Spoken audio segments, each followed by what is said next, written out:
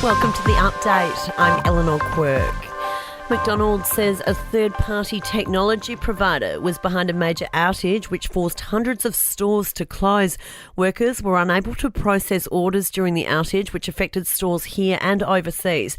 The company says the issue has now been resolved, ruling out a cyber attack. Tech expert Trevor Long says it crippled operations. What I would say that means is somewhere in the network. So a telco, a routing issue has stopped all traffic on the McDonald's network, which has affected point of sale, every part of the business, including their back office systems. So this is a pretty major IT failure for McDonald's.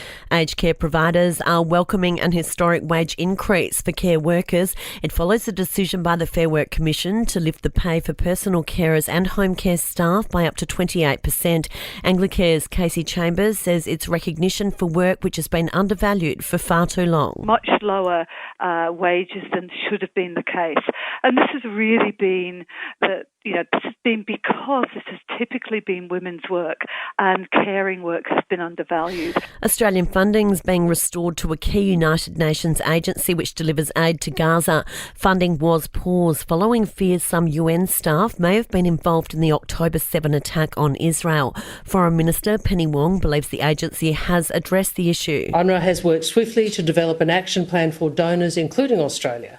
The plan includes strengthened internal controls to ensure its neutrality, including rigorous requirements of staff and updated reports to donors. And universities say hundreds of students are finding new ways to cheat using artificial intelligence. Sydney universities disclosed 330 cases of apparent plagiarism last year. Sport and entertainment are next.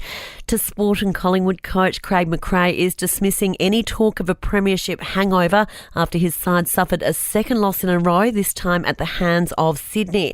McRae putting the 33-point loss down to the Swans' pressure. Yeah, them at their best is a great pressure team. We didn't handle that. I didn't think we either didn't hold it in when we needed to, when we didn't clear the territory or area when we should have.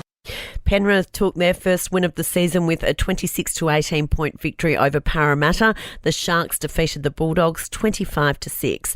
To entertainment, and the LA home of Cara Delevingne's been gutted by fire. The supermodel and actress wasn't home when the blaze broke out in the early hours of the morning, destroying the Studio City property. One person and her two cats managed to escape the blaze. And Alec Baldwin has filed a motion to dismiss the involuntary manslaughter charges that have been brought against him for a second time over the fatal shooting on the movie set, his lawyers describing the indictment as an abuse of the system. And that's the latest from the Nova podcast team. We'll see you again soon for another episode of The Update.